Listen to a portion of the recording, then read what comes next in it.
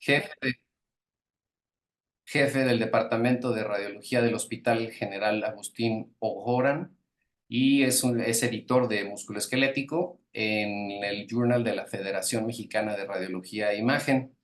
A su vez es profesor de musculoesquelético de profesor de musculoesquelético de la Federación, da consulta privada y es dueño del Centro de Radiología y Teleradiología Diagnóstica en Mérida, Yucatán. Sin más preámbulo, doctor Francisco, agradecemos su participación. Ahora sí ya podemos ver su plática. Adelante, no lo interrumpimos.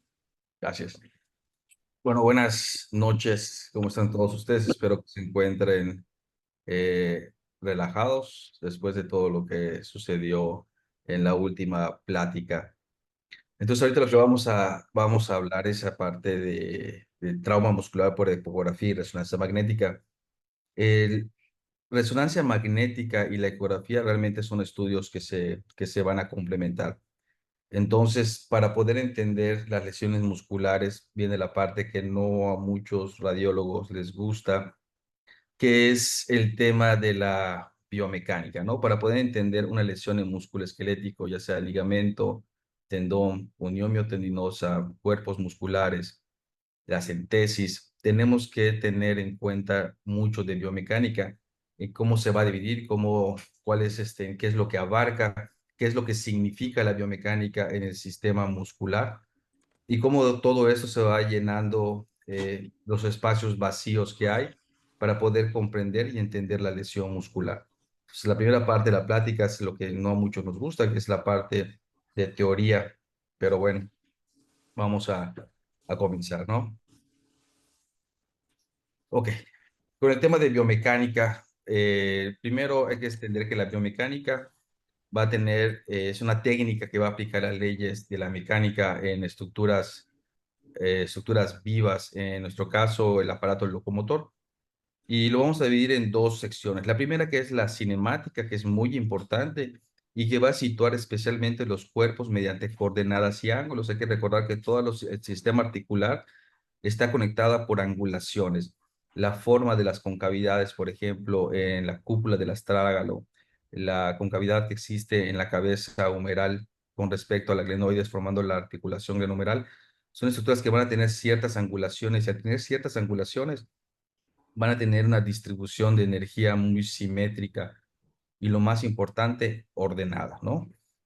Y todo esto va a detallar los movimientos en términos de desplazamiento o recorridos con aceleración y las velocidades. ¿Y por qué? Porque las lesiones en músculo esquelético, en la parte de la cinemática del mismo, va a estar influenciado el tipo, el mecanismo o la cantidad de energía.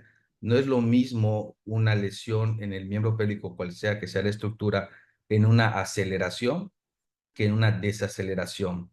No es lo mismo una lesión que se da cuando están corriendo en línea recta, cuando hay cambios de dirección. Entonces, todo esto va a afectar el mecanismo de lesión y el grado de la misma.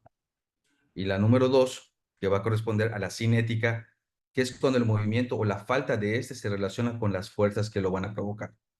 Y esas fuerzas van a ser dos, la fase estática y la dinámica, que es lo que vemos en la parte de la ecografía. Entonces, teniendo en cuenta esto, la cinética, yo tengo la capacidad de agarrar una imagen por ecografía y hacer que el paciente tenga un estudio de una fase estática, que van a ser fuerzas que determinan que los cuerpos mantengan un equilibrio sin la contracción muscular, y la dinámica, que es la fuerza que provoca el movimiento. Es decir, los estudios de músculo esquelético en las regiones musculares, los estudios tienen que hacer en una fase de relajación para valorar la cinética y una fase dinámica, una fase con contracción.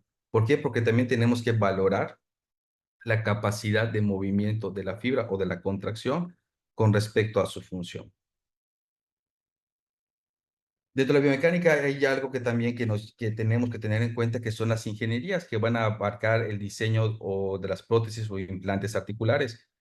Con esto quiero decir que, por ejemplo, que no es lo mismo la contracción muscular en un mecanismo extensor, en el cuádriceps, en un paciente que tiene una prótesis parcial, que tiene una prótesis total de rodilla.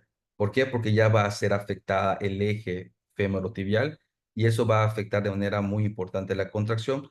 Por lo tanto, a pesar de que la prótesis esté bien puesta, tenemos que valorar cuáles son las áreas musculares que van a estar con adecuada contracción y cuáles son las áreas musculares que, a pesar de que van a mantener su función, pueden tener algún grado de infiltración grasa, es decir, atrofia. Y la médica, que es la que nos compete, la vamos a dividir en cuatro, que es la traumatología, que va a definir los principios mecánicos que se utilizan para la colocación ideal de prótesis y sus posibles recambios. Por eso es muy importante cuando hacemos estudios en pacientes que van para prótesis, ver el volumen de la afectación, cuáles son los compartimentos en caso de rodilla que están más afectados, para que la prótesis que se va a colocar sea lo más adecuada a la función. No nada más decir rodilla y vamos a agarrar esta prótesis. Sí, pero no. Tenemos que ver qué prótesis o darle la idea al traumatólogo de cuáles son los compartimentos que están más afectados para que la prótesis que tenga una angulación lo más similar a la economía normal, ¿no? La medicina deportiva, que es la que va a determinar el mecanismo de lesión, la fisioterapia, la rehabilitación y la terapia ocupacional, que aunque no lo crean, hay que tomar en cuenta, que son los ejercicios que tienen un carácter de rehabilitación. Esto teniendo en cuenta la dirección de las fuerzas, así como los momentos generados en torno a las articulaciones. Y la podológica, que no se utiliza mucho, que son los apoyos plantares o no patológicos. ¿Qué quiere decir? Que dependiendo de la parte de la actividad que realice el paciente, tenemos que tener en cuenta la prótesis y qué sistema muscular vamos a habilitar, de qué manera. No es lo mismo un paciente que va a llegar, que sea un corredor explosivo de 100, 200 metros, que sea un corredor de larga distancia. Por ende, la contracción muscular va a ser diferente y va a haber un predominio entre las fibras musculares rojas o la parte de la troponina o la parte en bioquímica de los electrolitos para poder ejercer ese mecanismo de contracción apto para la actividad que van a realizar, ¿no? Dentro de la biomecánica vamos a ver la parte, dos cosas, ¿no? Que es la ergonómica y de la actividad física. La ergonómica va a estudiar la mejora de las condiciones del trabajo laboral y doméstico, que mucha gente como que dice, bueno, a mí que me interesa, crean que muchas de las lesiones musculoesqueléticos sí están relacionadas con la parte deportiva, pero también hay lesiones en músculo esquelético que van a estar relacionados con la parte laboral y doméstico. Dentro de estas, es muy común, por ejemplo, que llegue un paciente y que eso me pasa al menos 1 o 2 casos a la semana de que alguien está manejando y de pronto un movimiento súbito de alta energía en un movimiento no habitual de la articulación se rompa un tendón del supraespinoso, por ejemplo, lo que está manejando el paciente y de pronto va a buscar algo en la parte de atrás del asiento y siente la lesión. O sea, hay algo que, que se rompe, ¿no?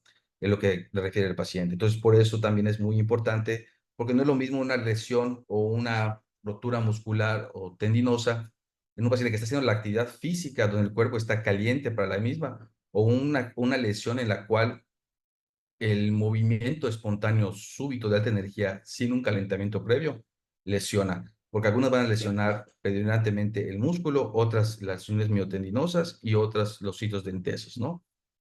Y de la actividad física y deportiva que va a pretender una mejora en el rendimiento deportivo. ¿Qué quiere decir? Que normalmente cuando te hacemos un buen diagnóstico de la lesión y nos vamos hacia la diapositiva anterior y el paciente tiende a dentro del proceso de rehabilitación a mejorar u optimizar. Es decir, no necesariamente un paciente que se lesiona va a mermar su capacidad física, sino que pacientes que después de la lesión incrementan la actividad física e incrementan su habilidad o capacidad de contracción porque tuvieron un buen diagnóstico y una buena rehabilitación. ¿Ok? ¿Cómo vamos a evaluar todo esto? Teniendo en cuenta que todo en músculo esquelético es biomecánica, tenemos que ver cuál es la evaluación de lesiones por la parte de ecografía, ¿no? Para empezar, es el método de elección para la evaluación de lesiones musculares. No hay de otra. Así como cuando un paciente llega con tos, lo primero que se le pide es una radiografía de tórax, un paciente que llega con una lesión muscular, lo primero que se le pide es la ecografía. Y aquí es donde entra la sinergia con la resonancia magnética. La realidad es que la ecografía siempre va a complementar a la resonancia magnética y la resonancia magnética siempre va a complementar a la ecografía. Entonces, es el método de elección. En etapa diagnóstica es útil para el seguimiento evolutivo de las lesiones. O sea, normalmente cuando tenemos un paciente que tiene alguna lesión muscular, podemos evaluar con la parte ecográfica cómo va evolucionando no solo el, el proceso de cicatrización, sino la calidad de la cicatrización con el elastografía. ¿Por qué? De nada me sirve que un paciente tenga un proceso de fibrosis o de cicatrización importante, este, que te selle un desgarro grado 2 en 2 semanas, si yo no puedo diagnosticar que esa fibra muscular que se rompió y cicatrizó tenga la misma capacidad elástica del músculo normal, ¿ok? Entonces también podemos evaluar cómo en las zonas donde contrae el músculo, que son las zonas periféricas a la lesión, cuál va a ser el impacto en el proceso de fibrosis. También la versión ecográfica nos decide el momento exacto del retorno a la actividad deportiva, el return to play, especialmente cuando se trata de deportistas profesionales, que incluyo a los amateurs del pádel. Digo, hace algunos años los pacientes que llegaban a la consulta normalmente eran pacientes que iban al gimnasio, no tenían un acondicionamiento. Después apareció el CrossFit y el número uno se convirtió en CrossFit y después el gimnasio. Y ahora con lo del pádel, se convirtió en pádel, CrossFit y gimnasio, ¿no? Entonces, tenemos que saber con el ultrasonido cuándo es el return to play, cuándo el paciente ya está apto. Es muy común que el ortopedista nos envíe el paciente para que nosotros le demos el alta dependiendo de la lesión que haya tenido.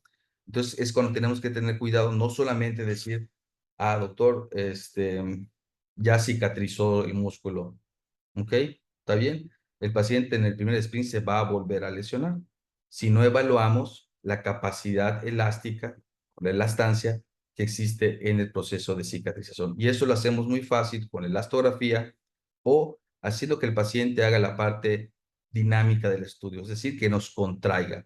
Cuando la contracción muscular es simétrica, normalmente es un músculo que está sanando de manera evolutiva favorable. En el caso de que no tengamos la elastografía, ahora, si durante la contracción el músculo vibra, el músculo tiembla, quiere decir que la energía que está pasando por las fibras musculares aún es asimétrica. Por lo tanto, algunas zonas van a cargar más que otras y el proceso de relesión en la cicatriz se incrementa en cuestión de probabilidad. Es prioritario para realizar un diagnóstico preciso de la lesión muscular, para tratamiento adecuado y en ocasiones de forma ecoguiada cuando hacemos algún procedimiento que puede ser la aplicación de plasma rico en plaquetas, proloterapia, dextrosa, cuando se pone el ozono. Digo, yo no soy muy partidario de eso, pero es importante saberlo, ¿no? Y el diagnóstico por imagen de la lesión muscular además debe de contribuir a pronosticar la cicatrización. Como les dije, no es solo decir el músculo ya cicatrizó, sino también tenemos que decir cuál es la capacidad elástica del proceso de cicatrización. Ahora, ¿cómo las vamos a dividir? Normalmente son lesiones eh, intrínsecas y extrínsecas. ¿Ok? Y esto que todo que le pongo, que es mucha teoría, es importante para el diagnóstico. Cuando comencé a hacer la parte de ecografía de músculo, mi maestro, el doctor Jacobson, siempre me decía, antes de poner el transductor sobre la piel del paciente, por favor, pregunta, indaga la anamnesis. ¿Y para qué? Porque nosotros tenemos que tener aproximadamente el 60% del diagnóstico acá antes de poner el transductor. Poner el transductor únicamente va a corroborar lo que nosotros pensamos. Y cuando entendemos la parte de la biomecánica, por ejemplo, cuál es la función de cierto músculo, cierto tendón, y cuál fue el mecanismo de lesión, podemos entender qué es la lesión, la que vamos a ver, pero también tenemos que entender cuáles son las estructuras o los daños colaterales que van a existir. Que cuando el dolor es muy fuerte, el paciente va a centralizar su dolor en una zona Pero la otra, que es la parte contralateral, por ejemplo, en rodilla del colateral medial hacia el colateral lateral, tenemos que saber qué estructura se pudo haber lesionado. El hecho que el paciente no tenga dolor no quiere decir que no tenga un cambio anatómico. Por eso cuando hacemos los estudios y nos toca hacer estudios de ambas rodillas, ambos hombros, el paciente, a veces los cambios anatómicos son más significativos en cambio anatómico en el sitio de menor dolor, ¿ok? Pero el cambio anatómico no está relacionado con el proceso inflamatorio activo. ¿Por qué? Porque el cambio anatómico crónico normalmente el cuerpo tiende a compensarlo. Entonces vamos a dividir las lesiones musculares en dos vías, ¿no? En las intrínsecas y las extrínsecas. Las intrínsecas son lesiones que tienen una evolución autolimitada, de pronóstico favorable, sin daño estructural y generalmente no se pueden visualizar durante las técnicas de imagen. Esto quitamos el sesgo cuando lo hacemos en contracción. En muchas ocasiones cuando hacemos en los estudios y hacemos que el paciente, vemos la lesión, puede ser que tenga una dimensiones en longitud máxima o en un eje largo, no sé, 15 milímetros, y durante la contracción esta lesión puede evolucionar hasta unos 20, 25 milímetros, es donde nos va a cambiar. Por eso cuando veamos una lesión en músculo, es muy importante decirle al paciente en la fase estática que no se mueva, que no contraiga, y es aún más importante decirle al paciente que contraiga el músculo, porque el volumen va a incrementarse. ¿Ok? Las lesiones científicas son lesiones de evolución prolongada con un daño estructural que puede ser diagnosticadas por ecografía o por resonancia magnética, ¿no? La primera que mencioné es un dolor muscular tardío que está asociado a sobrecarga muscular o la contractura muscular. Y la segunda que mencioné es normalmente estado por la elongación muscular, rotura muscular parcial o una rotura muscular total. Y las extrínsecas, pues obviamente son las que nos vienen de afuera hacia adentro, que son lesiones de bajo impacto, sin la formación de hematomas, son únicamente procesos inflamatorios a nivel del tejido muscular. Y las de alto impacto, que forman uno o varios hematomas, que son lesiones que van a ser normalmente por caídas, golpes. Los futbolistas le decían antes dormilonas cuando te daban un rodillazo, que son lesiones que aunque no exista el daño estructural fuerte, siempre va a ser un proceso inflamatorio. Entonces, cuando tengan ese tipo de pacientes o de lesiones, lo que se debe de hacer es medir el grosor del músculo de manera contralateral. Es decir, si tengo un recto femoral que está inflamado en el sitio de impacto, tengo que medir el recto femoral contralateral para ver cuánto es el proceso de inflamación. El músculo esquelético, en todas las demás subespecialidades de radiología, normalmente hay una variación que puede ser 13, 14, 20 milímetros, ¿no? Pero el músculo esquelético tiene la diferencia que el milímetro hace la diferencia, ¿ok?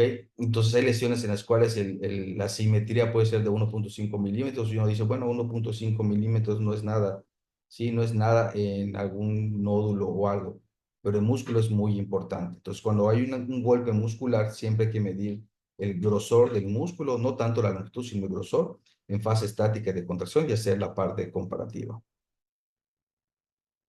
Las lesiones intrínsecas van a estar causadas por la contracción y elongación simultánea de los músculos que van a conducir a la destrucción de las fibras musculares, principalmente las tipo 2, que son las fibras de contracción rápida. Y esto, si entendemos este concepto y lo trasladamos a la parte de biomecánica, podemos entender que no es lo mismo un golpe en el cual un paciente lo agarramos en aceleración, ¿ok? Cuando la fibra muscular está completamente tensa, que cuando el paciente, cuando la pierna que va a recibir el impacto está suave, ¿ok? La destrucción muscular es un poquito diferente. Las lesiones musculares traumáticas más frecuentes son en deportistas, que son las intrínsecas, y los músculos más expuestos son recto femoral, gastrocnemio medial, bíceps braquial y los isquiotibiales. ¿Y esto por qué? Porque estas estructuras, eh, porque normalmente van a compartir dos sitios de entesis, o proximal y distal. Por ejemplo, el recto femoral va a tener una cabeza corta, una cabeza larga. El gastrocnemio medial va a tener un sitio de entesis en el tubérculo del gastrocnemio medial, en el cóndilo femoral medial, pero también un sitio de entesis en el tubérculo supracondilo. Pues como son estructuras que tienen dos sitios de entesis proximal o distal, cuando la contracción venga y hay un golpe contundente, normalmente una fibra es la que va a estar más expuesta a la misma carga de energía. Entonces, cuando viene el golpe y el músculo contrae, una de las dos cabezas se va a ir, ¿no? O sea, si, aquí sí aplica el término de que divide fuerzas y vencerás, es lo que siempre piensa el, la lesión muscular. Bueno, voy a los sitios donde se divide la fuerza. Y es por esto que estos son los sitios de mayor, o sea, de mayor lesión. Es muy difícil ver una lesión del gastrocnemio lateral o del músculo sóleo sin que antes el gastrocnemio medial fuera el que está lesionado, ¿no? En el cuádriceps o cuádriceps es muy difícil ver una lesión de cualquiera de los bastos y es más fácil ver una lesión del recto femoral por lo mismo, porque su fuerza o su biomecánica o la función de adaptación de la energía y la distribución de la misma siempre va a estar dividida. Entonces también tenemos que pensar eso cuando hagamos el estudio, si el paciente fue en contracción, si fue en relajación, qué tipo de deporte realiza el paciente o la capacidad, la capacidad del volumen muscular. ¿Ok? Hay muchas clasificaciones, vamos a ver algunas que son así como que las más prácticas. La realidad es que una clasificación que esté 100% segura no es la más adecuada. ¿Por qué? Porque normalmente los estudios se hacen cuando el paciente está en fase estática. Uno, dos, influye mucho también el tipo de deporte que haga el paciente y la talla del paciente. No es lo mismo una lesión en en un recto femoral de un paciente que mida 1,60 en sus 15 milímetros que una lesión de 15 milímetros en un paciente que tenga una talla de 2 metros. Entonces, desde allá las clasificaciones empiezan a tambalear, ¿ok? Y normalmente las clasificamos en 3 grados para hacerlo más simple. Y el uno es la pérdida de la función muscular cuando asciende a menos del 5%, que es el paciente que va, corre, lo golpean, se levanta y sigue jugando, ¿no? No le va a incapacitar para la actividad física que va a realizar.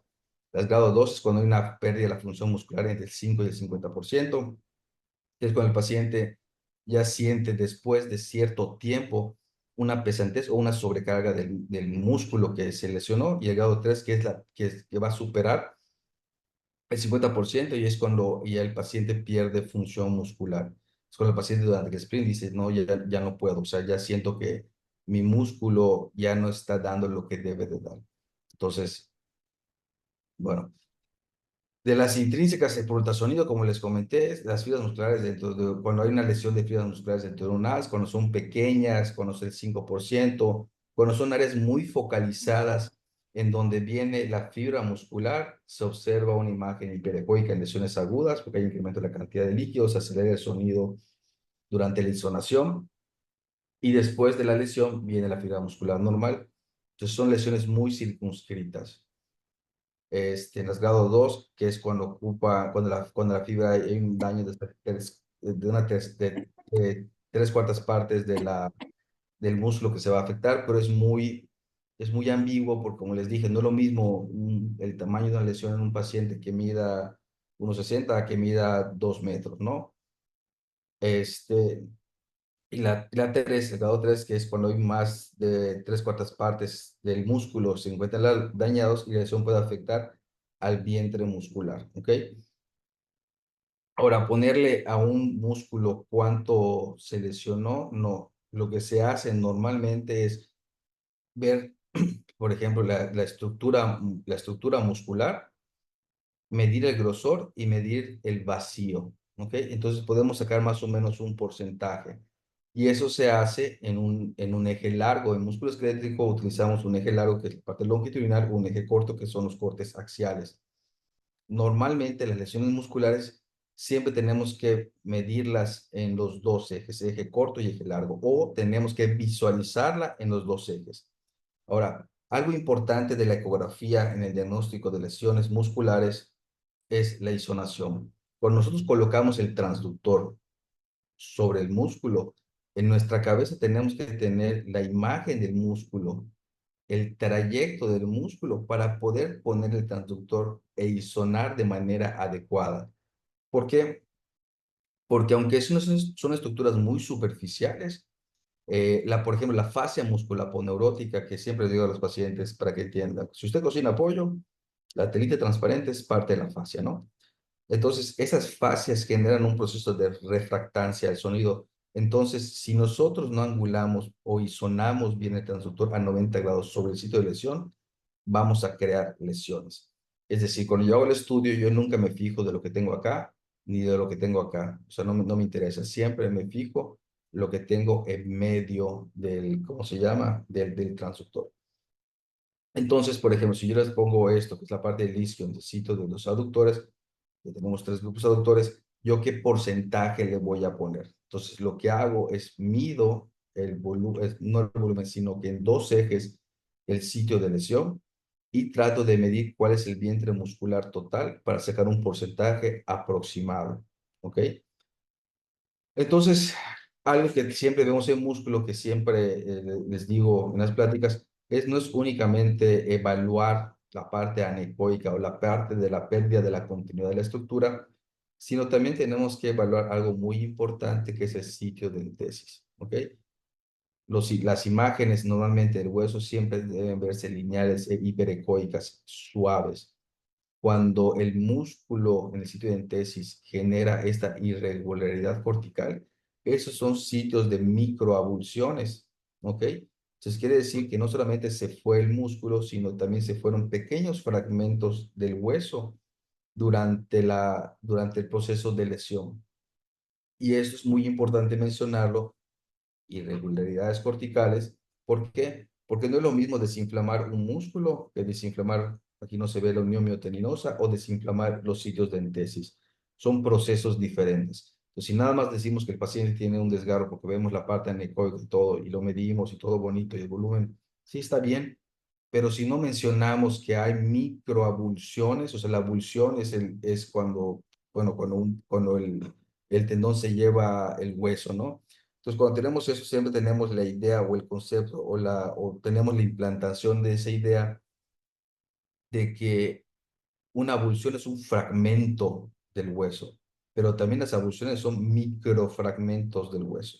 Entonces es importante decir que es la abulsión, que es el sitio de lesión en la parte anecoica, y si existe o no la parte de irregularidad cortical y poder ver estas pequeñas imágenes hiperecoicas, que son pequeños fragmentos de hueso que se fueron.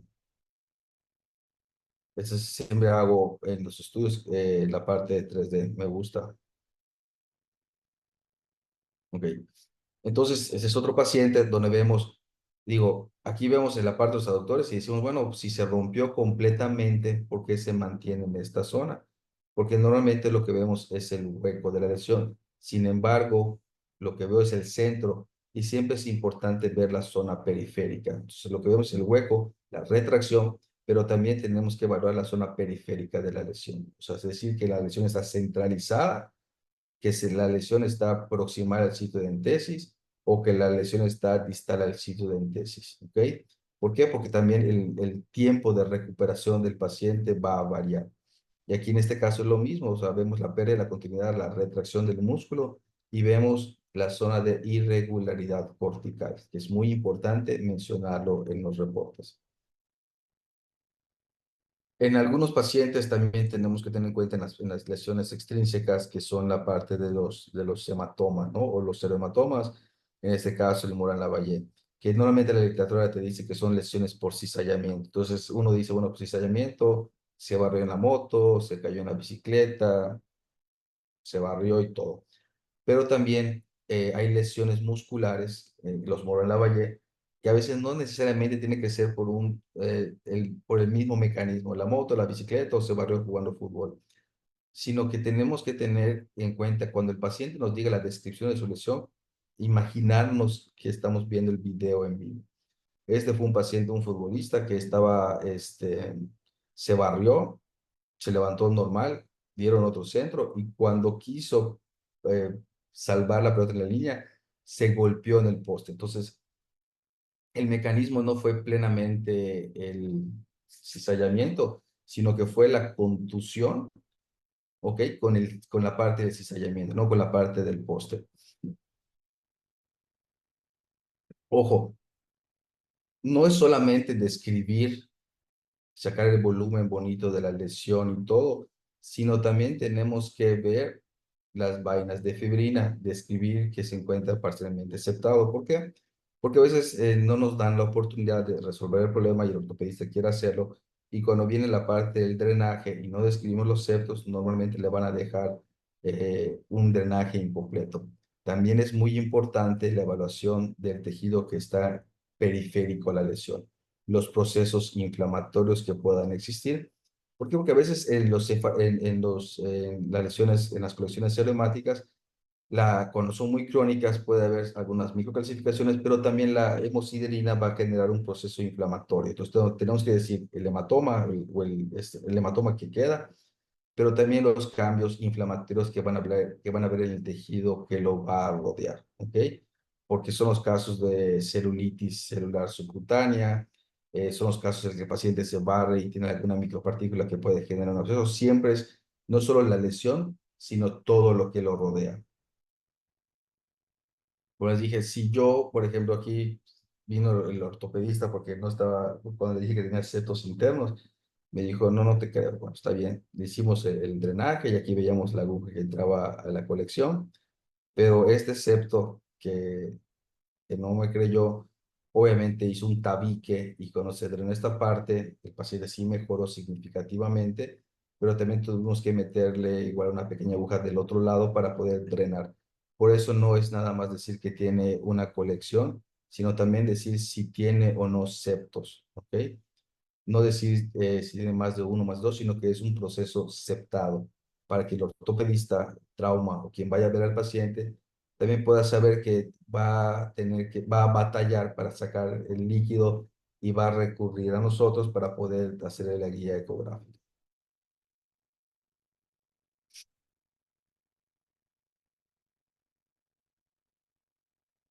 Dentro de las lesiones extrínsecas, normalmente van a estar dadas en el sitio de lesión, va a corresponder al sitio de impacto, es donde me golpearon.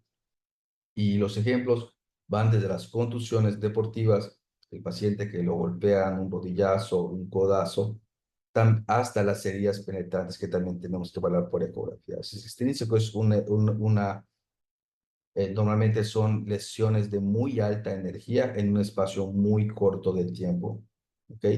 Y aquí es importante, como les dije, saber si al paciente le dieron en la fase de contracción muscular, que normalmente solamente va a generar el proceso inflamatorio de la fibra muscular, una miositis, o si el paciente lo agarra en relajación muscular, que es donde puede o no existir la presencia de los hematomas.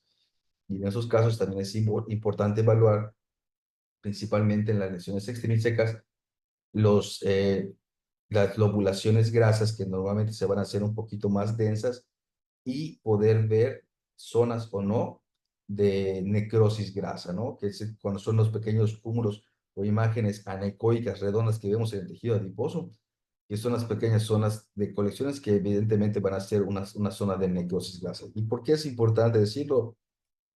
Porque el paciente siempre va a tener, a pesar de su recuperación, va a tener un incremento de la sensibilidad. El paciente que va a decir es que me pongo el pantalón y siento que me roza y me duele, normalmente está relacionado con la celulitis o las necrosis grasas. O número dos, la presencia de calcificaciones. El proceso inflamatorio crónico es lo que va a generar, que va a estar mediado principalmente por mastocitos. Ahora, ¿cómo las vamos a dividir? Como les dije, con las lesiones intrínsecas. Es muy complicado decir por porcentaje, por la talla del paciente, la actividad física, pero tratamos de poner algo más sencillo, ¿no? Lo vamos a dividir en tres grados, que son las leves, moderadas o graves. Las leves es el músculo hiperecoico, inflamado, con el alecodoppler. Cuando sea el músculo, no utilicen básicamente el power Doppler, que es o el Doppler para flujo vascular, para microflujo vascular, porque nos va a dar mejor característica de señal que si usamos el Doppler normal. A veces el Doppler normal no se ve absolutamente nada y decimos que no tiene nada, ¿no? Entonces, en músculo no utilizamos ese doble, utilizamos el doble poder. Las moderadas es cuando hay una deshilachación de fibras en las cuales normalmente la fibra va a perder su configuración. Puede ser que si tenemos acá el tabique y las fibras que vienen acá, en esta zona de los sistemas bipenados, que la fibra muscular se abra, que se vea despeinada la fibra muscular y cuando le digamos al paciente que haga la contracción, normalmente son fibras que van a vibrar. Y normalmente las moderadas son cuando tienen menos del 50% y las graves es cuando mayor del 50%, cuando hay un hematoma y afecta la función muscular. Es muy importante. Tenemos que ver no solamente la medida, sino que la lesión afecta o no al paciente. Si lo afecta en su vida diaria, subir, bajar escaleras, subirse del carro, bajarse del carro, lavar los trastes cuando la mujer así lo dicta, o cuando el paciente definitivamente, aunque el daño estructural no sea tan fuerte, pierda su función, ¿ok? Entonces, cuando midamos la lesión, también tenemos que ver que el paciente no haya perdido la función, porque podemos tener casos en los cuales hay una afectación menor del 50% y lo podemos poner como una lesión extrínseca moderada. Sin embargo, hay lesiones que aunque tengan el 40%, dependiendo de su localización, afecta la función muscular. Eso es muy importante. Las contusiones son lesiones no penetrantes de tejido blando que van a estar causadas por impacto directo. Era la clásica cuando estábamos en, no sé si les tocó en la primaria o secundaria que alguien venía y te agarraba el brazo y te pegaba en el bíceps, ¿no? De alto impacto y si te dolía no decías nada porque luego tu mamá te terminaba regañando. Y normalmente son más frecuentes en personas que practican deportes de contacto o colisión, que realmente son todos los deportes, a excepción ajedrez, billar y todo, ¿no? Que se consideran como actividad deportiva, pero mental. Otro tipo de clasificación de las contusiones, que son las leves, cuando el rango de movimiento se reduce a una tercera parte en comparación al recubrimiento antes de la lesión y vamos a decir, bueno, ¿cómo voy a saber si antes de la lesión estaba afectado o no? Entonces lo que hacemos es el rango de movimiento de la estructura contralateral, ¿ok? Del mismo músculo, pero del otro lado. Y normalmente son lesiones donde la actividad física se puede reanudar después de 6 días. Y esto es muy importante. ¿Por qué? Porque siempre tenemos la actividad física, siempre la asociamos con ir hacia el centro deportivo a realizarla. Y normalmente la actividad física está dividida en 5 grandes ramas, ¿no? Que la primera, que es la fase de calentamiento, número 2, la fase de estiramiento, número 3, la actividad física, número 4, el enfriamiento. Y dentro de esas 4 existe una quinta que se va a llamar la fase de descanso.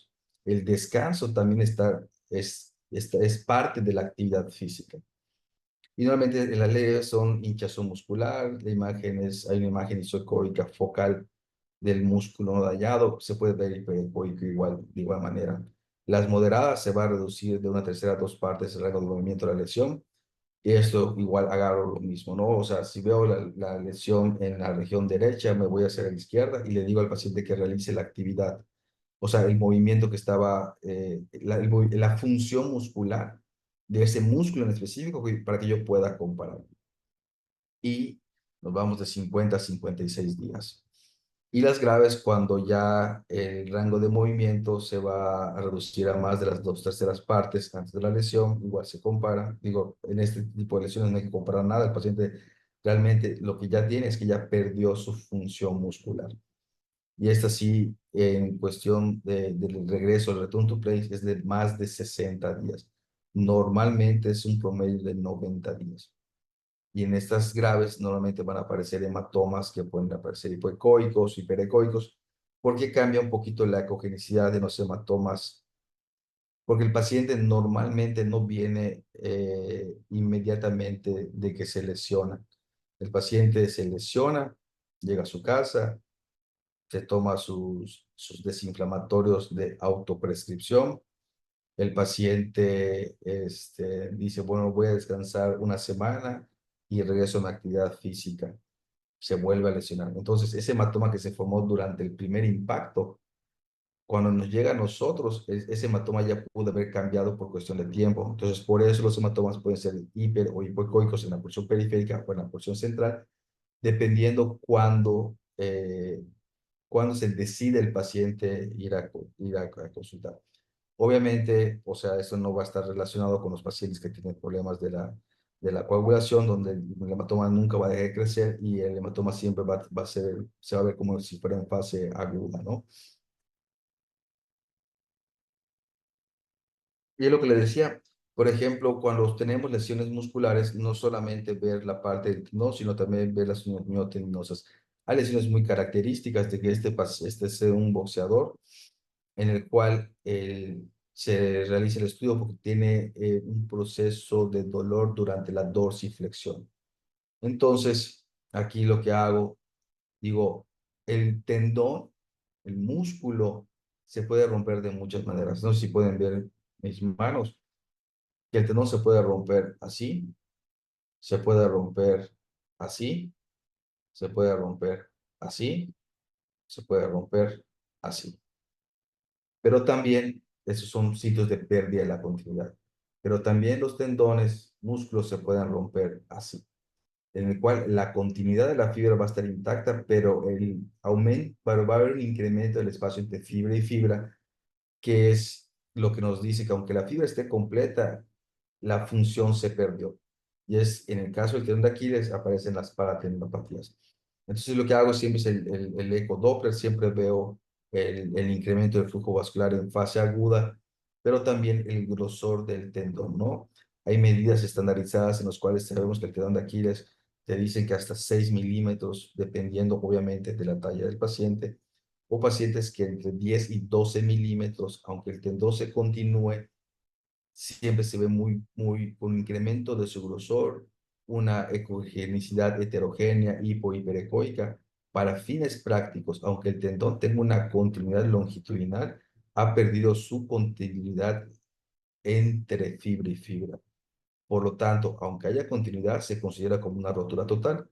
¿Por qué? Porque simplemente el tendón ya perdió la función. Entonces, se evalúa esto, el sitio de lesión, pero también es importante ver los sitios de entesis en donde este paciente, el boxeador, ya tenía cambios muy largos en las cuales hay un proceso inflamatorio crónico en la entesis del tendón de Aquiles, y eso generó primero la irregularidad cortical, las lesiones en sacabocado, y esto hace que la fuerza de entesis tenga una distribución asimétrica de energía y el tendón no necesariamente se rompa en entesis, sino normalmente en las regiones proximales, porque cuando la carga de energía se redistribuye.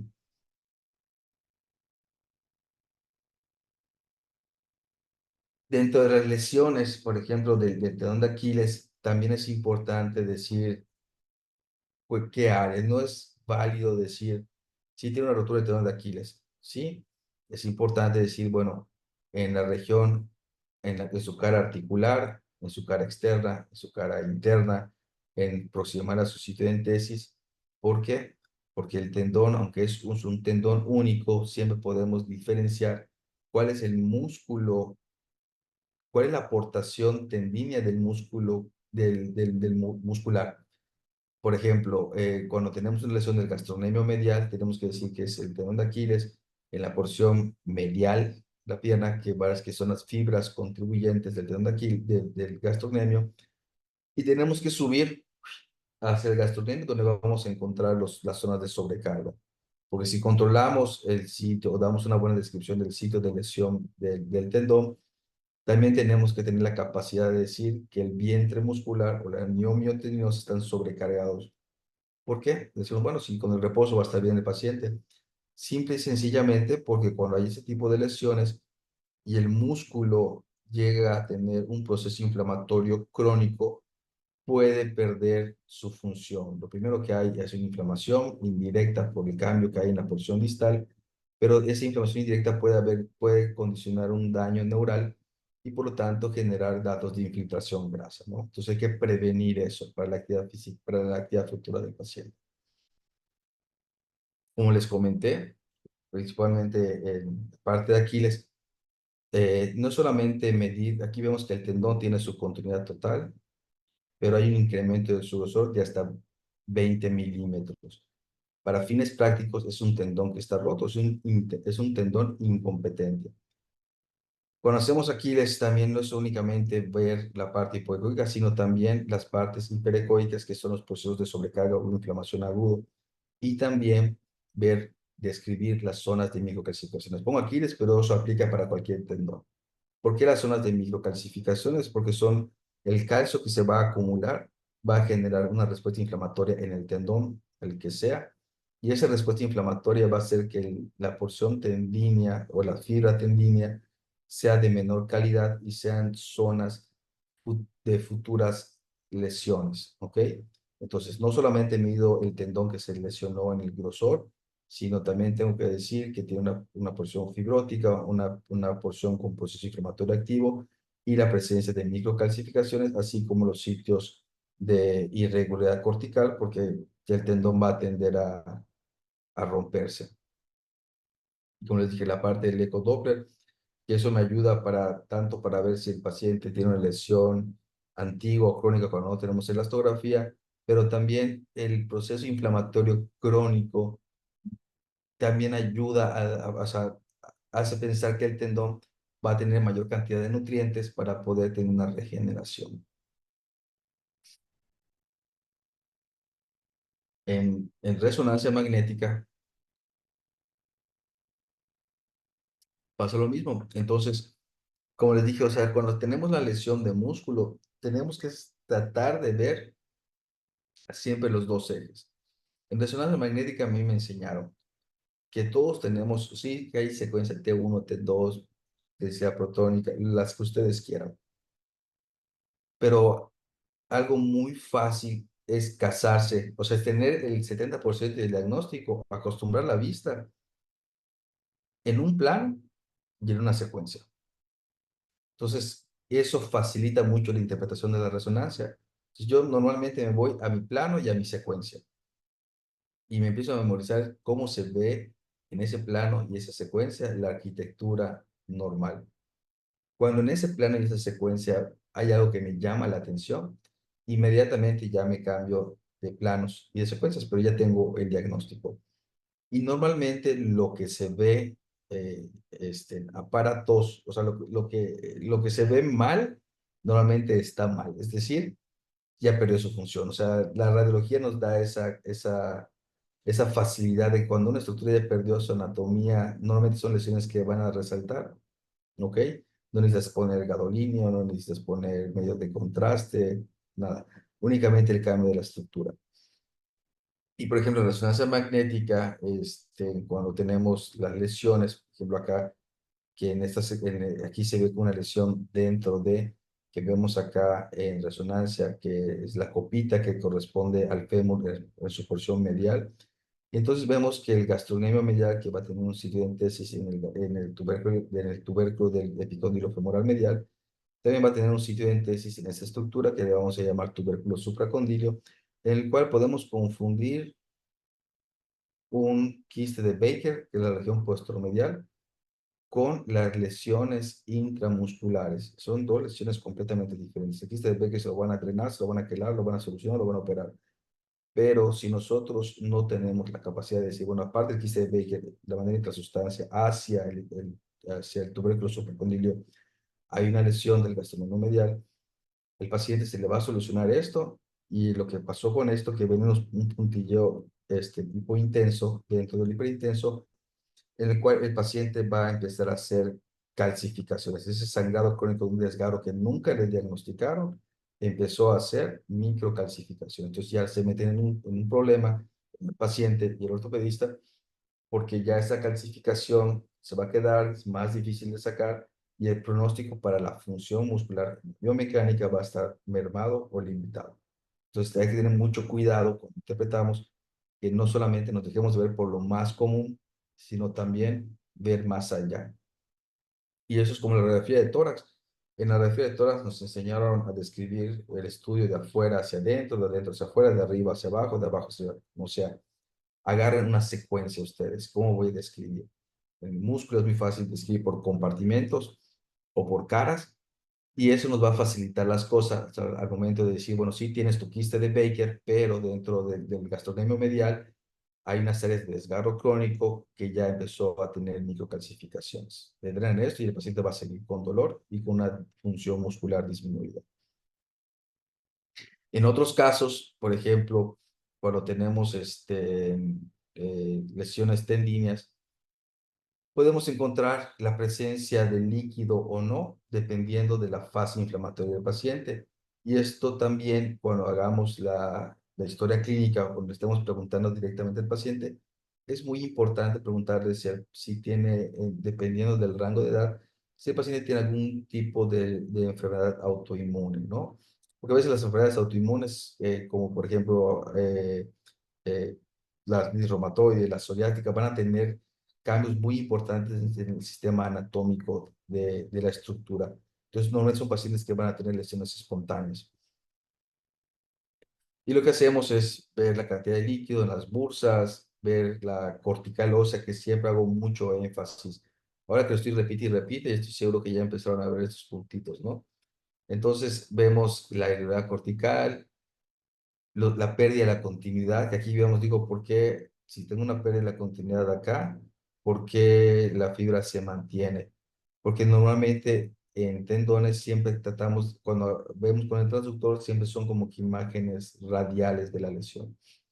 Entonces, no solo me basta con decir que hay una pérdida de continuidad de la estructura, vuelvo a repetir, hay irregularidad cortical, la presencia de microcalcificaciones, incremento de la cantidad de líquido y esto.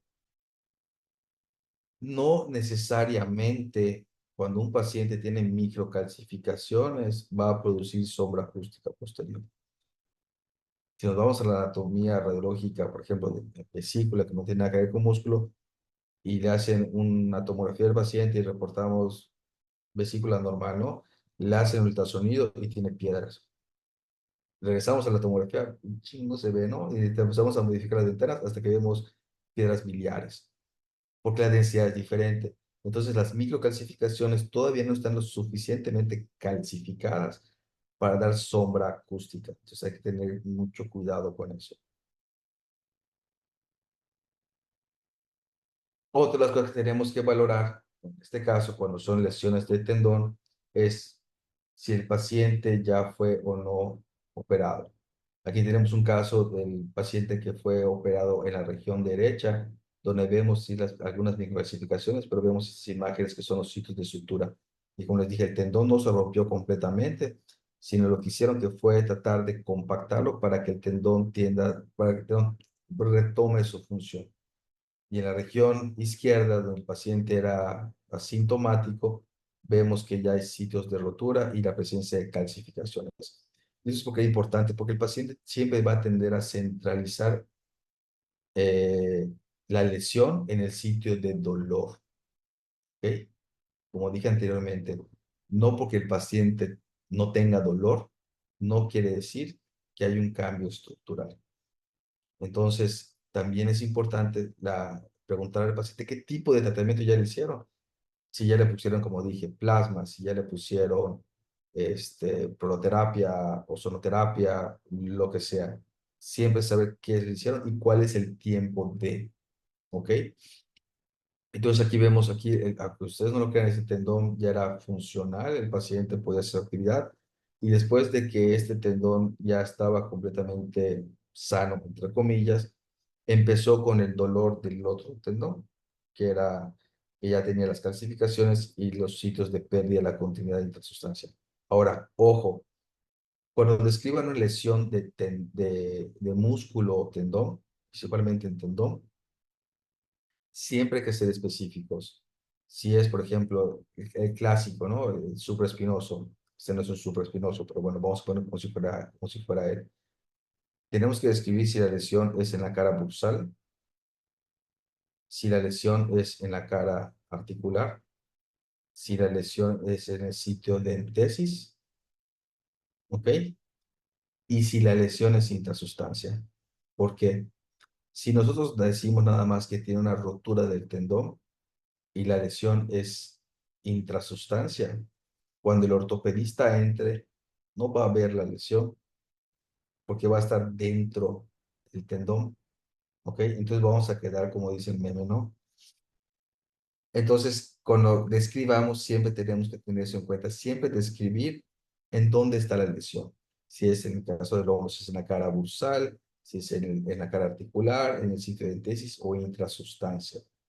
Luego va a venir el ortopedista y le dice, oye, opera al paciente. Sí, tenía un proceso inflamatorio o estaba grueso, pero no le vi rotura. Ah, se me pasó decirte que estaba en la región intrasustancia, por eso nunca la viste. Lo mismo pasa en las lesiones de meniscopatías.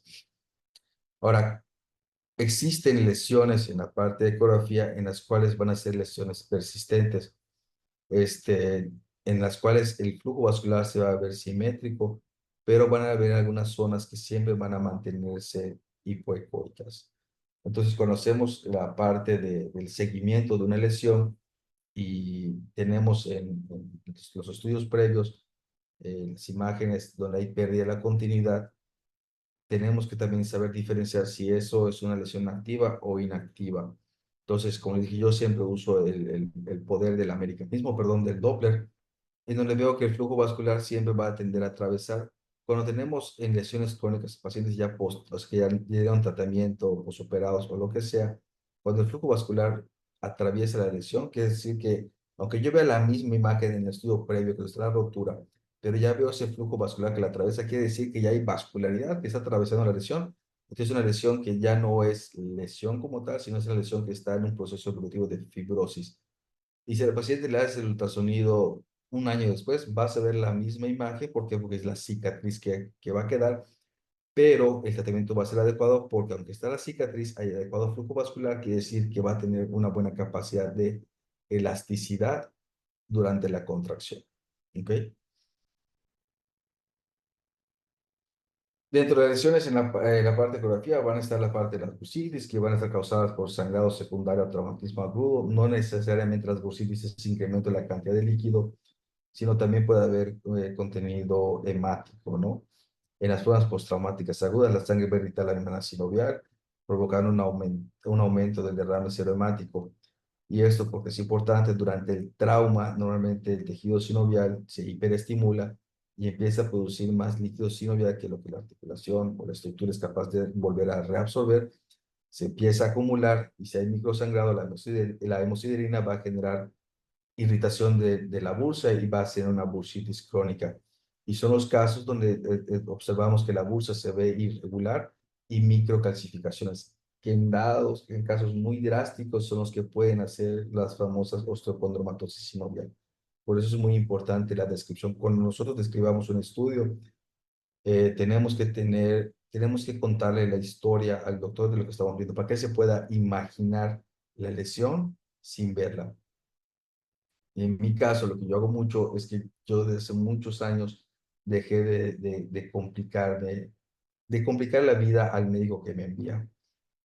Que si en T1 se ve así y en T2 se ve asado y que si en densidad protónica se ve de esta intensidad, al que te envía el estudio no le interesa. Esa es la realidad. Y al principio, cuando uno quiere ser muy específico entre T1, o sea, entre todas las secuencias que le puedas meter, cuando le envías el reporte al paciente y el doctor, el médico, el ortopedista está de frente al paciente y abre tu reporte y dice, puchila, T1, T2, T4, T10, T20, le digo al paciente. Entonces yo lo que normalmente hago es simplificar las cosas. Le digo, yo ya sé que T1 se va a ver así, T2 va a ser así y sé que es una rotura. Entonces le digo al doctor, hay una rotura de tal, de cuánto por ciento, ¿qué es lo que realmente le interesa? Y al facilitar la descripción de lo que vamos viendo, les prometo que el ortopedista va a decir, ah, este doctor sí me entiende. Le voy a mandar más pacientes porque la realidad es que me facilita la vida, que ese es el objetivo, ¿no? En las bursitis, las zonas causadas por lesiones microtraumáticas repetidas y se asocia típicamente por un derrame sinovial o engrosamiento uniforme de las paredes del saco bursal. Algo muy importante en las bursitis es que siempre nos dicen, si no, lo primero que se va a activar es la bursa, por ejemplo, en el pinzamiento acromihumeral o el pinzamiento del supraespinoso. Y siempre tenemos que encontrar una bursitis cuando hay el pinzamiento. Y la realidad es que no. Si no ven la bursa que no se ve no es patológica. Y el hecho que no vean la bursa no quiere decir que no tenga un pinzamiento o un proceso inflamatorio de un tendón que esté subyacente.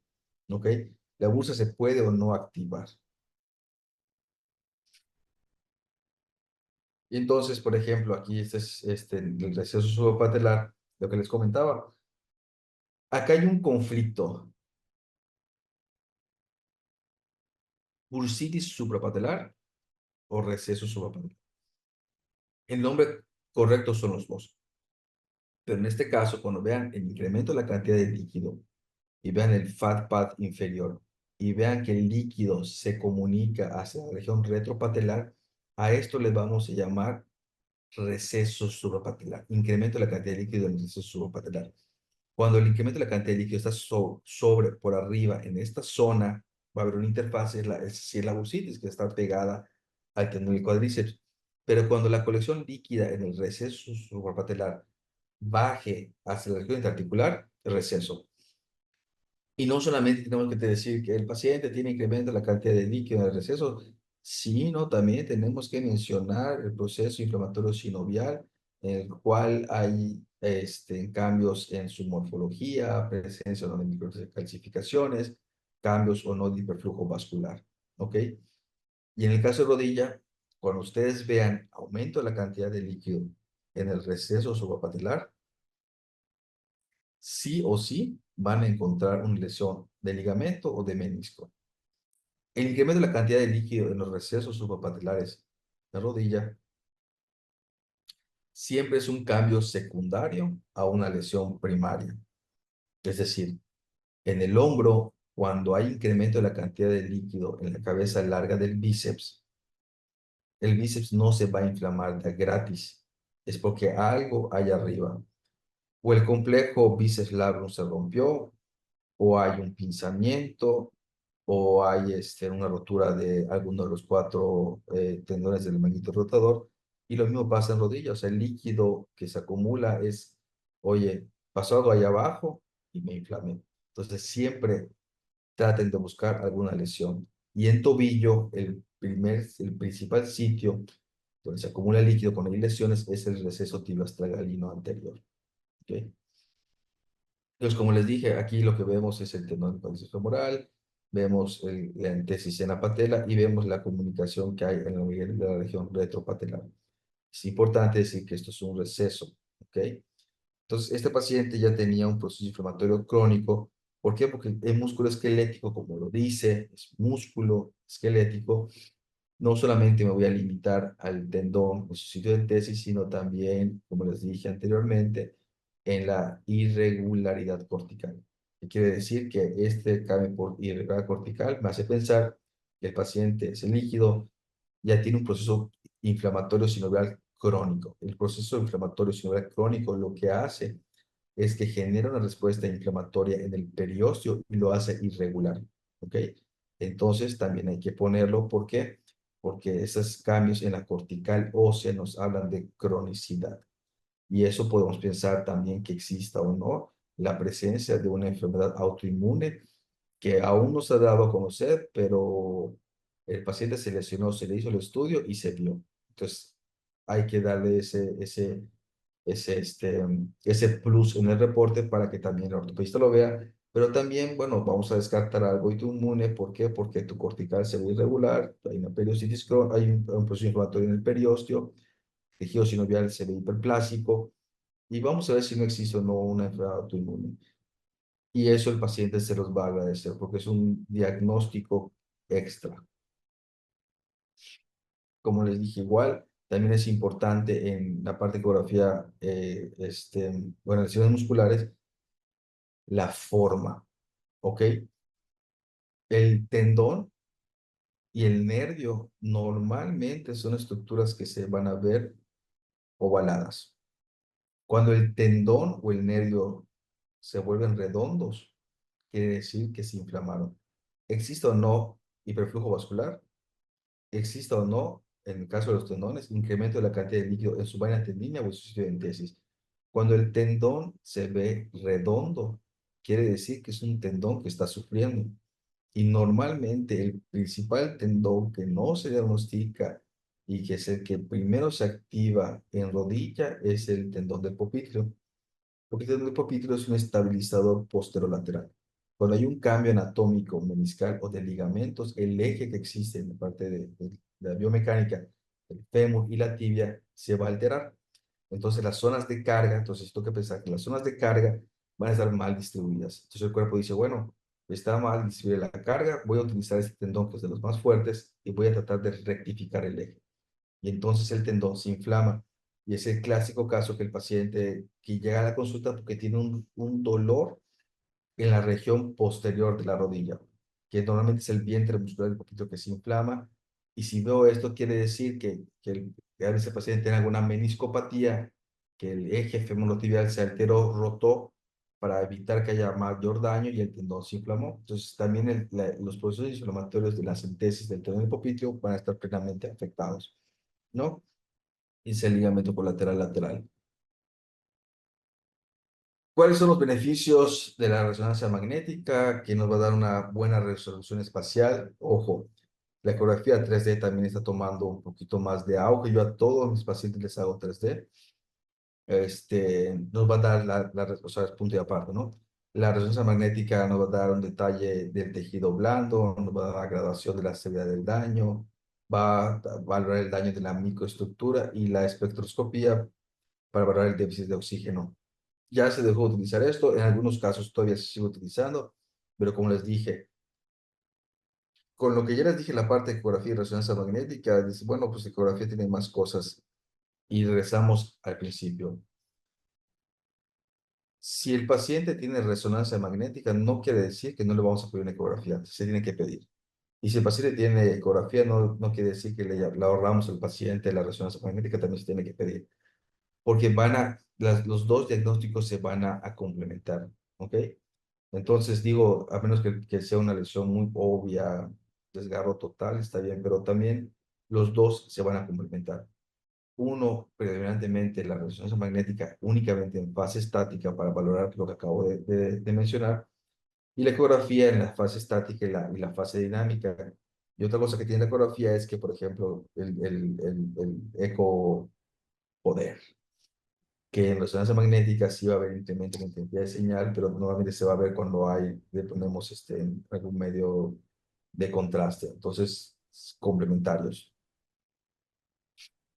¿Cuál es la clasificación del daño muscular agudo? Normalmente es el estiramiento muscular indirecto, la contusión por impacto directo, lo que se comentó anteriormente, la laceración por trauma penetrante, y los síndromes comportamentales por barotrauma, ¿no? El estiramiento muscular o la distensión muscular es el daño más frecuente. Normalmente se va a dar en la unión miotendinosa. ¿Por qué? Porque es el cambio donde hay una región estructural diferente. Es como la línea gris. Entonces, esos son los sitios porque la capacidad de elástica del músculo y el tendón son diferentes. Y como confluyen en esa zona, es cuando hay el intercambio de energía más importante, es donde normalmente se tiende a romper el tendón. ¿Ok? Aquí tenemos una lesión del gastrocnemio medial, que normalmente, lo que les decía, aquí está, me gusta mucho esta imagen, que normalmente los sistemas son bipenados, ¿no? Entonces, cuando veamos la fibra, vamos a suponer que yo no veo lo evidente que es la pérdida de la continuidad en esta zona, ¿no?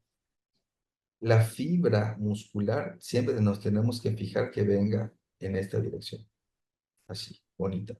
Cuando la fibra muscular empieza a tener esta pequeña concavidad, quiere decir que aunque no veamos la zona de pérdida de la continuidad, no quiere decir que el paciente no tenga un desgarro, ¿ok? Estos cambios normalmente van a estar dados por asincronía en la contracción. El paciente puede tener la pérdida de la continuidad en esta zona, pero ya tiene una zona de fibrosis. Entonces el tendón, esto que estaba pegado, tenía su sitio original hasta esta zona, hizo una fibrosis. El paciente es el clásico que va a jugar, se desgarra, no pasa nada, descanso 2, 3 semanas, vuelve a jugar y empieza a tener sus pequeños hematomas. Y lo que tenemos que observar, como les dije, es la parte de la fibrosis, pero también los puntilleos ecogénicos que veamos. Esos son sitios en los cuales el hematoma ha estado tanto tiempo allá que va a empezar a calcificarse, ¿ok? Esa es la parte 3D, donde vemos la parte del suelo, el gastroma medial y toda la pérdida de la continuidad que tenemos. Da un poquito de su resolución. Y me gusta el 3D también porque a veces cuando no lo veamos en la ecografía, nos va a dar no solamente la zona de desgarro o la pérdida de la continuidad con el hematoma, con los puntos de microcalcificaciones, sino que nos va a dar esto. Es importante decir que hay una erosión, hay una lesión muscular, una rotura, lo que ustedes quieran, pero también tenemos que valorar del sitio de lesión la región proximal y distal a la misma. ¿Por qué? Para poder valorar los sitios de sobrecarga o procesos inflamatorios en el vientre muscular. ¿Ok? Les dije, no es lo mismo dar un tratamiento para una rotura muscular, para una lesión de ligamento, que para una lesión de tendón porque el tratamiento puede variar. ¿Ok? Podemos cicatrizar perfectamente esto, pero si no decimos que tiene datos de sobrecarga muscular por alguna distribución anómala de la energía, entonces esto, el paciente normalmente va a generar infiltración grasa y datos de atrofia muscular a mediano y largo plazo. El trauma directo contusión es el daño más frecuente que hay, que está dado por un objeto este, cóncavo, penetrante, cóncavo principalmente, no únicamente. Y, y es importante saber si el trauma fue en contracción o en relajación, ¿no? El daño muscular se da por compresión de las fibras musculares, ojo, entre el músculo y el hueso. Por eso, cuando evaluemos es piel, tejido celular subcutáneo, plano adiposo, fascia musculoponeurótica, músculo. Si en esa zona se ve la parte del tabique del tendón, pero también ver la parte del periósteo. ¿Por qué? Porque también podemos encontrar la parte de periostitis o la presencia de pequeños hematomas en esa zona, que si no lo diagnosticamos, no le dan el tratamiento adecuado, el paciente va a generar o va a persistir con el dolor. ¿Y cuáles son los sitios de mayor trauma? Es el recto frontal y el vasto medio, que son normalmente los traumas directos en la parte deportiva, que son los sitios que tenemos, que el jugador está más expuesto a. Entonces, en la resonancia magnética, también en los traumas directos, digo, hablé de lo más frecuente. Si yo les pongo esta imagen, dirán, bueno, pues, ¿qué tiene el paciente? Pues si hay una pérdida de la continuidad, hay que ver que únicamente que, por ejemplo, aquí que se avulsionó el sitio de entesis del ligamento colateral lateral, no es solamente evaluar la fractura por avulsión, el paciente, esta es una fractura crónica. ¿Por qué? Porque no hay tanto edema perilesional, ¿no? El paciente pues se puso ultra dengue, se puso naranja agria con sal, lo que ustedes quieran, y por codera no fue a consultar. Y aunque empieza a haber un poquito de fusión en esta zona, también tenemos que evaluar lo que está adyacente a la lesión. Como les dije, no solamente evaluar la lesión, sino lo que lo rodea. Y en este caso vemos la parte de los ligamentos meniscocapsulares que están hipertróficos, están engrosados, y ese cambio en intensidad de señal son zonas de sangrado normalmente crónico que también puede tender a calcificar. Entonces ya la movilidad que tenía el menisco, la estabilidad que daba por los ligamentos meniscofemorales se va a perder por completo, ¿no? Entonces, no es nada más decir la fractura por abulsión. Hay que poner, bueno, si el paciente no metió seguro o no, pues cuidado con los términos, pero también lo que lo rodea. Yo puedo decir, sí, tiene una fractura por abulsión del ligamento colateral lateral, ¿ok? Pero mis ojos solamente están viendo esto. Tengo que ver el tejido medular que va a rodear la lesión para poder decir si es aguda, crónica, o qué es el paciente se lesionó, no hizo nada, y por obra y gracia del Espíritu Santo empezó a consolidar la fractura, ¿ok? Entonces, en mi reporte pongo fractura por abulsión. Entonces va a decir, lo voy a operar. Pero si yo digo hay una fractura por abulsión en la tesis del ligamento colateral lateral con distensión de los ligamentos meniscocapsulares, pero no hay edema o muy poco edema medular, quiere decir que es una fractura que ya está en un proceso de consolidación. Hay que ponerlo. Si nada más ponemos que tiene fractura por la abulsión, no vamos a meter a cirugía, pero si ponemos que el edema que hay medular en los sitios de lesión es leve, entonces el ortopedista dice, bueno, pues ya está en proceso. Es importante con la terminología.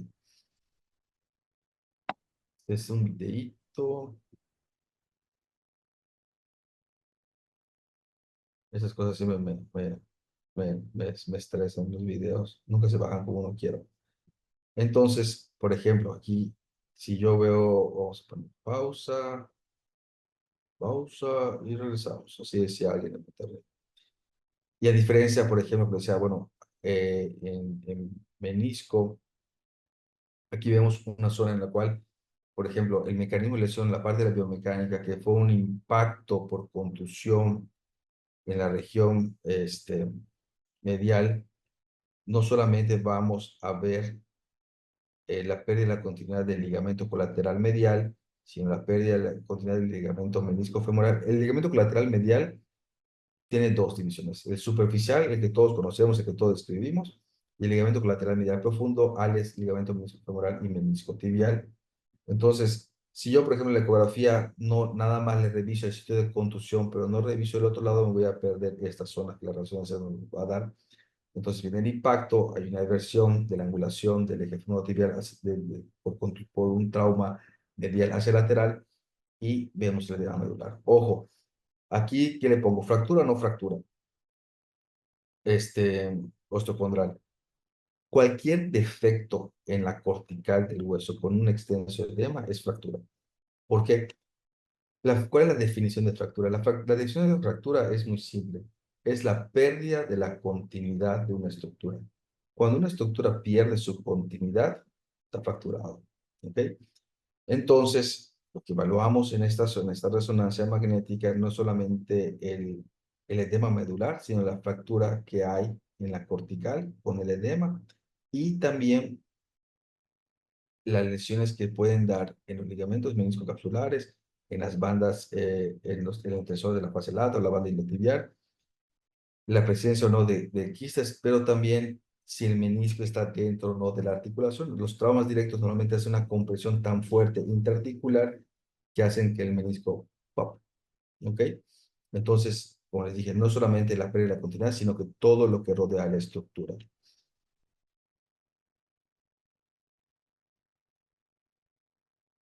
Bueno, es el trauma por contusiones. El resultado siempre es un hematoma intramuscular y la hemorragia intersticial. Porque es muy importante la parte del hematoma intramuscular y la hemorragia intersticial, porque porque la sangre es una estructura que se va a encontrar en un espacio que no le corresponde. Por lo tanto, la estructura que va a rodear al músculo se va a inflamar, se va a calcificar, va a mermar la actividad o la contracción o la función muscular. ¿Ok? Y como les dije, súper importante, no solamente ver la lesión muscular, sino todo lo que va a rodear. De nada me sirve decir que si hay una lesión, un hematoma intramuscular, si no evalúa el tejido subcutáneo, la fascia o la región del periósteo o hueso. Eh, Aunque pueden verse de mayor tamaño que el estiramiento muscular, la contusión cura más rápido que el daño en la miotendinosa, porque realmente es una contusión.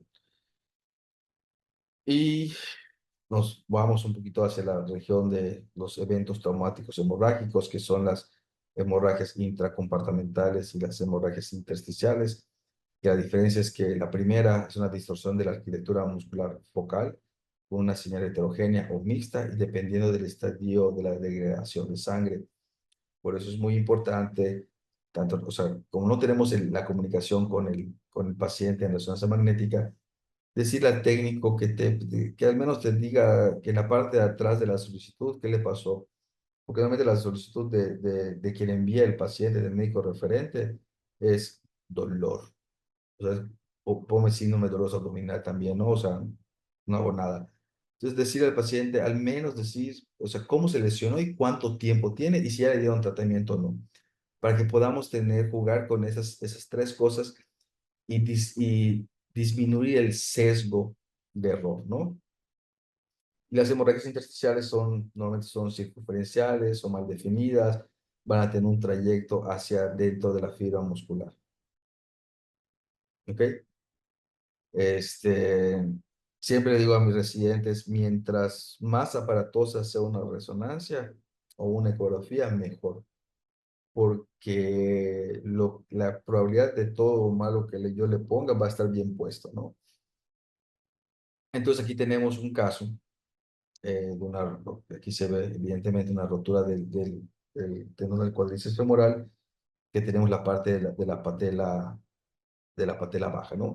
Entonces, este es un paciente que llegó, si ustedes ven, no tiene tanto edema adyacente a la lesión, es una rotura crónica del tendón del cuádriceps femoral con las áreas de fibrosis que se formaron, que aunque la patela ya no pudo bajar más porque ya no le dio espacio, esta fibrosis, cuando un músculo, una unión mioteninosa se rompe o un tendón se rompe, lo normal es que genere lipohemartrosis. Y eso es una combinación para una fibrosis mal hecha, ¿no? Y de hecho, si ustedes son radiólogos, pueden ver así como que la cara de la maldad de la lesión. Y después la cara de la maldad, ¿no? Esa fue así como que estoy interpretando, lo vi y dije, ay, ¿qué es esto? Un ojo, otro ojo y la boca, la cara de la maldad. Lesión crónica, el paciente tiene la patela baja, pero no tiene tanto dolor, sin embargo, hay una pérdida de la función del mecanismo extensor.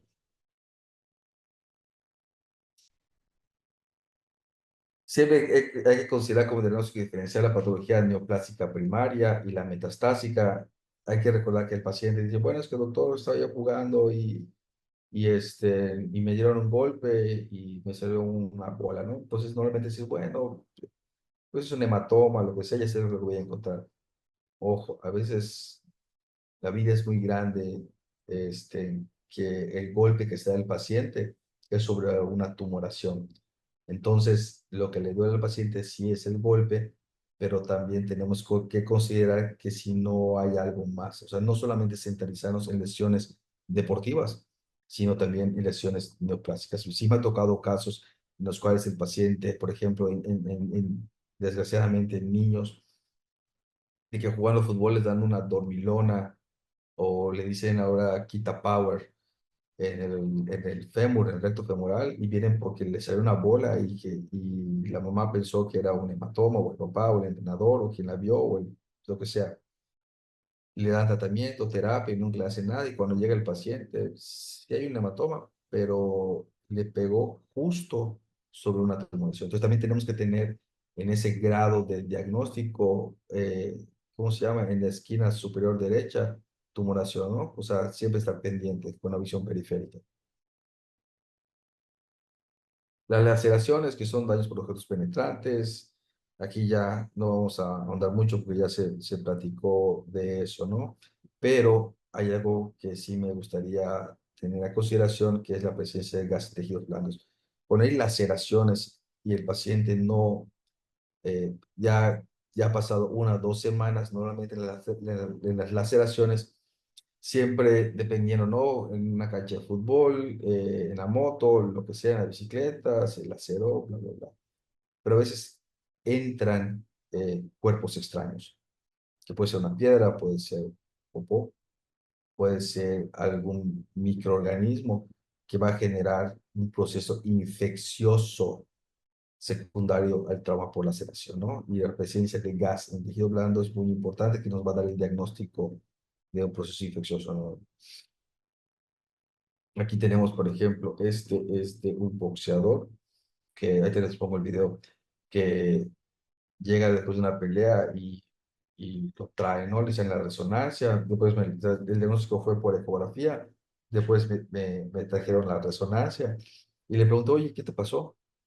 Me dijo, es que me duele, o sea, y la resonancia se la reportaron normal, sin lesión a nivel de los extensores. ¿Y en qué momento? Y me dijo, no, pues en uno de los 700 golpes que tiré, pues me lesioné. ¿Ok? Entonces, y bueno, vamos a ver lo que viene en ecografía. Y como les dije, a ver acá, la ventaja de la ecografía es que yo puedo ver el estudio dinámico, ¿no?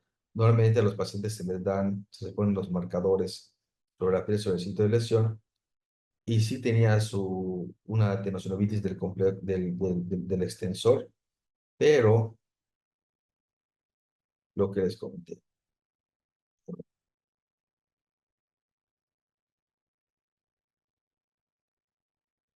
Lo que tenía el paciente que no quedaba bien porque el tratamiento fue enfocado a un tendón fue lo que siempre les digo, por favor, la irregularidad cortical. O sea, esto lo que tenía el paciente eran microfracturas, por lo tanto, la terapia era diferente. No es lo mismo desinflamar un músculo, un tendón, ligamento, que desinflamar el periósteo o hueso, ¿no? Entonces, lo que tenía el paciente eran únicamente microfracturas que no le habían diagnosticado, ¿ok? Entonces, hace la diferencia, sí. Digo, además o sea, está un poquito luxado, ojo, ¿no? Porque la cápsula que le pusieron hizo un poquito de compresión. Entonces, cuando hagamos el diagnóstico de músculo esquelético, siempre veamos, como les dije, como una radiografía de tórax, de adentro hacia afuera, de afuera hacia adentro, de adentro hacia afuera, de arriba hacia abajo, como quieran, pero siempre mantengan un orden. Porque cuando hacemos músculos, siempre pensamos en ligamentos, tendones y músculo, pero también hay hueso, hay periósteo, hay las regiones del tejido celular subcutáneo que pueden estar lesionadas. Después este boxeador se vino a la baja. ¿Por qué se vino a la baja? Porque peleó, o sea, esta pelea la ganó, defendió el título, ganó, le dio COVID, peleó así por contrato, o sea, el- perdió la pelea, perdió el cinturón y se deprimió. Y ya tiene como 2 años que no ha vuelto a dar una función. Y dentro de las lesiones musculares están los síndromes comportamentales, que son afectación capilar, neural, microcirculación, flujo venoso. Entonces, básicamente es el incremento del volumen de una estructura muscular que va a generar una compartimentalización y va a afectar todo lo que mencioné anteriormente. Y esto va a generar hipoxia, acidosis, y eso hay que tener mucho cuidado cuando el paciente llega. ¿Por qué? Porque son pacientes que si no se diagnostica la parte de síndrome comportamental, pueden evolucionar a una rhabdomiólisis o inclusive a trombosis venosa, ¿no? Estos son más frecuentes en la extremidad inferior, posterior a fracturas. ¿Por qué? Porque a veces cuando les ponen la, la bota de yeso hace algunos años, a veces les ponen la fibra o nada más la bota, que te ponen, cuando hay mucha presión, no permite que el músculo que esté inflamado vuelva otra vez a su volumen normal, ¿no? Entonces, esa afectación, la parte sino compartimental es bueno, que también está asociado, o sea, digo, también somos médicos, también tenemos derecho a pedir enzimas musculares, ¿no? Para ver si no hay algún detalle por ahí. El comportamental, la resonancia va a mostrar un abultamiento difuso de los compartimentos, hemorragia intracompartimental o líquido, T1, T2, incremento o disminución de la intensidad de señal, y el contraste va únicamente a alzar el rastreo periférico, que la realidad es que esto lo podemos ver con ecografía. Esta patología se hace una urgencia quirúrgica para hacer fasciotomías para que el músculo termine de expandir, y es una de las pocas urgencias radiológicas. A ver, y aquí tenemos, por ejemplo, el síndrome comportamental, que decimos, bueno, sí tiene la parte del incremento de la intensidad de señal, hay un poquito de líquido, pero no hay incremento del volumen, ¿sí? Pero como dice, el síndrome comportamental siempre es hacia un compartimento y un grupo muscular específico, podemos ver la diferencia entre esto y esto, ¿no? Entonces, el incremento difuso de la intensidad de señal, el líquido, la periostitis que empieza a observarse y el compromiso que puede haber en el sistema vascular y nervioso. Entonces, eso aunque el paciente, aunque el músculo no esté en el síndrome compartimental exacto, que está todo duro, dilatado y todo, el cambio en la coloración siempre nos va a decir algo, ¿no? Entonces siempre tenemos que tener esta imagen, ¿no? El famoso yin yang, o sea, si dividimos en esa zona el cuádriceps y si alguna zona compartimentalizada se ve de un color diferente a la otra, sin un daño estructural, una pérdida de la continuidad, también es un síndrome compartimental, aunque el músculo no tenga el incremento importante del volumen. Y por último, la herniación muscular, que normalmente si hacemos resonancia magnética no la vamos a ver, porque no tiene la capacidad de contracción, es el resultado del defecto de la fascia causado por una fractura. Normalmente se da a nivel del tendón tibial anterior. En las resonancias magnéticas se va a observar un abultamiento intenso al músculo, pero si el músculo en ese momento el paciente está muy relajado, eso no lo vamos a encontrar. Y en la parte de la ecografía vemos la fascia muscular, es la parte del tibial anterior, y cómo viene la herniación, ¿no? Entonces viene sin contracción y con contracción. Entonces, ¿cómo que es sin contracción y con contracción? Porque también me fijo en la distribución de las fibras musculares y vemos que aunque no hay un incremento significativo en el volumen, hay un paso de una estructura de un plano que le pertenece a otro que no le pertenece. Y normalmente son los pequeños abultamientos que tenemos en el tendón tibial anterior. Por eso, cuando sospechemos eso, siempre es importante la fase estática y la fase dinámica, la contracción muscular. A ver, gracias. Digo, si es un poquito prolongado, agradezco mucho su tiempo y si tienen alguna pregunta, adelante. Ahorita en este momento, primero que nada, muchas gracias, doctor, por su excelente y extensa explicación muy detallada de lo que es la imagen de músculo esquelético para los miembros del colegio que estén conectados, que deseen hacer sus preguntas. Por favor, enciendan sus micrófonos para el doctor Francisco Díaz. Yo me quiero adelantar y tener una pregunta muy básica, porque bueno, aquí todos los miembros nos dedicamos a mucho tipo de áreas. Básicamente todos los ultrasonidos que nos está mencionando, eh, supongo que es un transductor lineal estándar o usa alguno especial. El equipo que uso es un Epic y sí utiliza un transductor. La realidad es cualquier equipo con que esté arriba de 12 MHz es suficiente. O sea, a veces las casas comerciales sí nos dicen de 22, ¿ves? No necesariamente mientras más megahertz, mejor definición de imagen, ¿no? Y eso es muy, muy básico. Por ejemplo, cuando nos toca un paciente que está, lo vemos voluminoso y decimos, ching, voy a batallar, ¿no? Para hacerlo.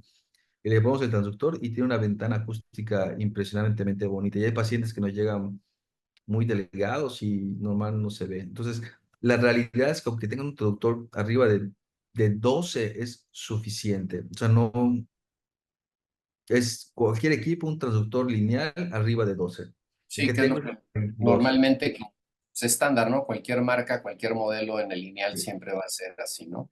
Pues muchas gracias. Yo tengo otra pregunta también. Yo hago mucho ultrasonido de tendón de Aquiles, bueno, de rodilla, tobillo, etcétera. Entonces, cuando yo veo una ruptura del tendón de Aquiles, me debo, digo, estar obligado a irme para arriba a ver el músculo, tratando de buscar lesión también del músculo per se, porque pues la mayoría de las lesiones suceden en el tercio inferior, en la parte donde menos está vascularizada, y si no hay lesión en la entesis y yo veo ruptura del aspecto medial, entonces yo me tengo que subir al gastrocnemio medial para ver si no hay alguna alteración de la ecotextura del músculo, ¿no? Es correcto. En cualquier sitio no es, o sea, es tan importante ver la lesión como las lesiones proximales o distales, en cualquiera. O sea, siempre es importante porque normalmente si el tendón está lesionado, la sobrecarga, o sea, o sea, el músculo sobrecargado va a haber, porque va a haber, si es el vientre muscular, la sobrecarga, y si es en la parte distal, el sitio de entesis, o sea, si no hay un grado de irregularidad cortical. Siempre es de la lesión, siempre revisar de proximal a distal, no hay que limitarse. La realidad es que hacer el chequeo corto así rápido nos dura como 5 segundos, o sea, Ujú. y nos va a dar una buena ventana. Excelente, gracias, doctor. No sé si hay algún otro miembro que desee hacer alguna pregunta al doctor en este momento. Hola, hola, hola, doctor Raúl, ¿cómo estás? Me gusta saludarle, doctor. Buenas noches. Gracias, doctor. Muchas gracias. Primero que nada, felicitar al doctor por su excelente ponencia, conceptos muy interesantes que se escuchan poco, ¿no? Yo soy resonanciólogo de músculo también, y la verdad es que escuchar del popliteo, escuchar de las hernias musculares, se escucha pocas veces. Muchas gracias, doctor. Y nada más preguntarte, doc, hablaste algo de la espectroscopía del desgarro muscular, hablaste algo de hipoxia, doc. No tengo experiencia en ese sentido, doc. ¿Estás haciendo espectroscopía de lesiones musculares? No, se hacía antes, pero se dejó de hacer porque luego un show. Porque, o sea, ¿por qué? por algo técnico, porque la espectroscopía lleva un poco de tiempo y a veces el técnico no lo quiere realizar. Pero sí, normalmente hay algunos hospitales donde todavía se realiza y es muy válido. Entonces, yo lo que hago cuando tengo ese tipo de lesiones, digo, me lo jalo para el ultrasonido del hospital y le hago elastografía, que suple parcialmente. Pero sí, la espectroscopía por la porción de hipoxia, sí, en algunos lugares se sigue realizando y todavía es vigente. Pero por cuestiones de tiempo la gente lo deja de hacer. Claro, perfecto. Otra pregunta, Doc, que no tiene que ver precisamente con las lesiones musculares, pero que hemos hecho acá en algunos casos para valorar necrosis, por ejemplo, avascular de la tibia, de las cabezas femorales, incluso del astrágalo. Les hemos hecho perfusión, doctor, con unos resultados impresionantes. ¿Has hecho algo de perfusión en el hueso, Doc? Normalmente, tal vez en uno o dos pacientes, casos muy especiales. Normalmente hago perfusión con muy buenos resultados, principalmente pacientes que no tuvieron un diagnóstico de displasia de cadera. Entonces, sí la utilizamos para ver las insuficiencias coxofemorales, y cuando son necrosis avasculares en etapas muy tempranas. Ya hacer en fases muy tardías, cuando ya hay una coxartosis severa, no tiene tanto caso. Sí se hace cuando el paciente tiene la sintomatología y tiene por radiografía antes de hacer la resonancia magnética aplanamiento acetabular o insuficiencia coxofemoral. Sí es muy válido hacerlo para ver los cambios incipientes y tratar de prevenir lo que se pueda. Ya Claro, después es complicado. perfecto. Muy bien, doctor. Muchas gracias. Saludos desde Querétaro. Muchas gracias por tu ponencia. Gracias, doctor Raúl. Gusto en saludarlos. Fuerte Gusto abrazo, verlo, doctor. doctor Omar. Gusto saludarle. No sé si algún otro miembro ahorita tenga alguna pregunta, sino para dar por terminada la sesión. Ah, ¿No? Bueno, pues, doctor Francisco Díaz, agradecemos mucho su ponencia, súper interesante para los que hacemos músculo esquelético. Agradecemos su nivel de detalle, lo veremos pronto. Aprovecho para hacer la publicidad de nuestro congreso de octubre. No olvidar que tenemos nuestro congreso en octubre para que por favor se inscriban a tiempo. El doctor nos va a acompañar como médico ponente en el módulo de musculoesquelético el día sábado, junto con el doctor del Cura, que viene de España también, entre ellos dos, y tengo entendido que el doctor Fernando Bravo también son los encargados del módulo, para que por favor no dejen de asistir. Doctor, muchas gracias por su tiempo, no le quitamos más, agradecemos su participación, nos vemos pronto. Fuerte abrazo a todos y gracias por el tiempo y por lo de la semana pasada. Agradezco mucho su comprensión. Al contrario, gracias por tener la oportunidad. Saludos a todos y muy buenas noches. Que descansen.